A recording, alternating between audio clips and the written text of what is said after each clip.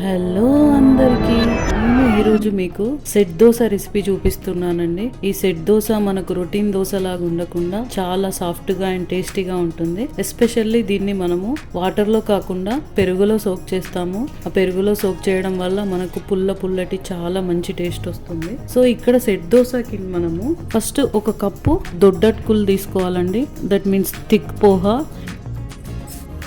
And ఒక cup పోహాకి 2 కప్పుల rice చూడండి. సో ఇక్కడ నేను ఈ కప్పుతో తీసుకుంటున్నాను. ఇప్పుడు వీటిని మంచిగా వాష్ చేసేసి పెరుగులో సోక్ చేయాలండి. ఒక 4 to 5 అవర్స్ సోక్ చేసుకోవాలి. సో ఇక్కడ నేను ఈ బౌల్ సరిపోవట్లేదని ఇవన్నీ ఇందులోకి షిఫ్ట్ చేసుకున్నానండి. షిఫ్ట్ చేసి వీటిని మంచిగా తరోగా వాష్ చేశాను వాటర్తో. సో చూడండి, పెరుగుని కొంచెం లూజ్గా చేశాను చల్లలాగా. సో ఇప్పుడు దీనిని మనము మన రైస్లో యాడ్ చేసుకుందాము. మీకు సరిపడా పెరుగు లేకపోయినా ఎంత ఉంటే అంత యాడ్ చేసి మిగతాది వాటర్ యాడ్ చేసినా ఏం కాదు. సో చూడండి, ఇక్కడ నేను రిమైనింగ్ వాటర్ యాడ్ చేస్తున్నాను.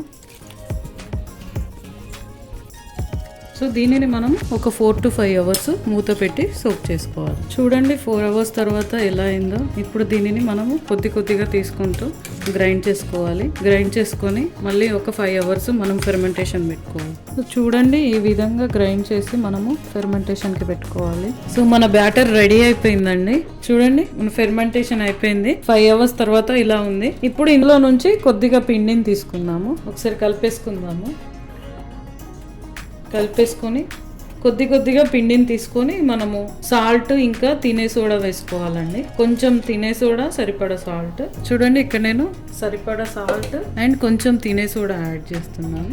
ఇలా తినే సోడా వేసుకోవడం వల్ల మన దోశలు అనేవి ఫ్లఫీగా వస్తాయి. ఒకసారి మనం కలిపేసుకొని ప్యాన్ హీట్కి పెట్టేసుకుందాము. సో చూడండి, ఫస్ట్ నేను ఇక్కడ కొంచెము చాలా లైట్గా ఆయిల్ అప్లై చేస్తున్నాను. ఆయిల్ అప్లై చేసిన తర్వాత ఇలా ఒక గరిటెతో పిండి తీసేసుకొని నా ప్యాన్ మీద వేసుకోవాలి.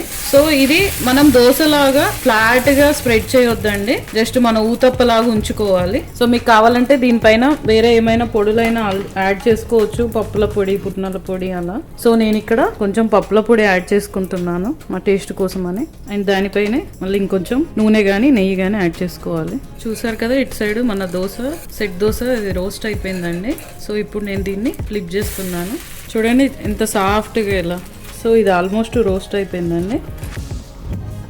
సో చూడండి, మన సెట్ దోశ రెడీ అయిపోయాయి. నేను ఒకటి పప్పుల పొడితోటి అండ్ ఒకటి ఏం లేకుండా అలా చేసుకున్నాను. చూడండి, చాలా సాఫ్ట్గా ఉంటాయి. మీరు చూడొచ్చు, మనకి ఏదో బన్ లాగా అనిపిస్తుంది. సో తప్పకుండా ట్రై చేయండి. ఈ రెసిపీ కనుక మీకు నచ్చినట్టయితే please subscribe to our channel and please like it and share it అండి. Thank you.